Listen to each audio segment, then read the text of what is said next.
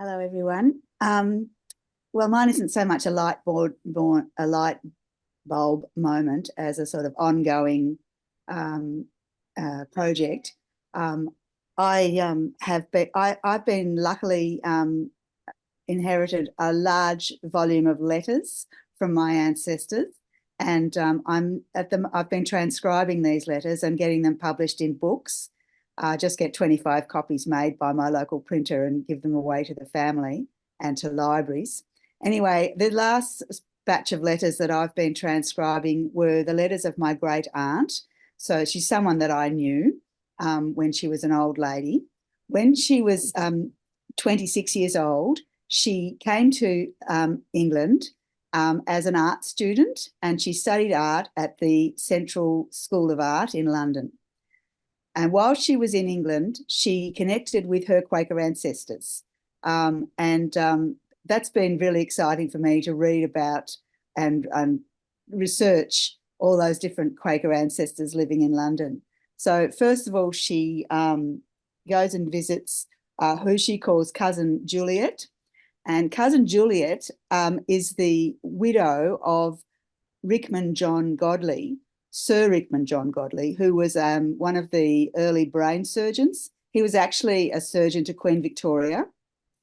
He has died by the time Norkie gets there in 1926. But Juliet is still there, and she's a very interesting. Juliet also comes from a Quaker family, and hers is an interesting Quaker family because it's a German Quaker family. Her maiden name was Seaborn, and they came from her grandfather, I think it was, came from the Quaker community in Germany that Elizabeth Fry visited when she went to Germany. So that's all really exciting and interesting.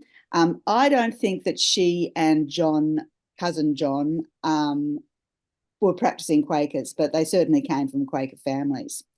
She also meets Cousin Nina, and these people, Cousin John and Cousin Nina, are brother and sister, and they're both the cousins of her father.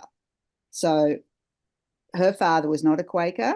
Her grandfather came to Australia in 1838, married out, was disowned, and so she was raised a Methodist. However, this other family in England had remained Quakers, some of them.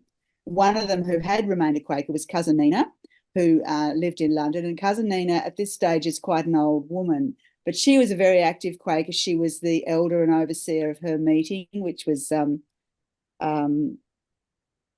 Ratcliffe, or was it Berkeley, something like that. Anyway, she was still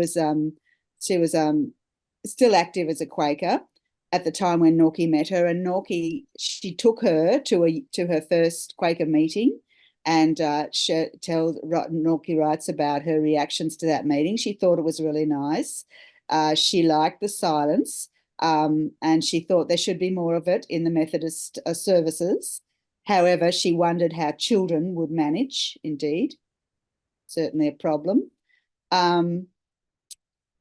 So that's that family. And then there's another family another person she connects with, which is Cousin Edith. And this is Edith Lister. And she actually goes on a sketching week. She's an artist, so she's interested in anything to do with art. And they go on this sketching week to the Cotswolds. And one of the people in that party is someone called Geraldine Lucas. And when I read Lucas, I thought that rang a bell. So I went and searched her in my family tree, and sure enough, Geraldine Lucas is in the family tree.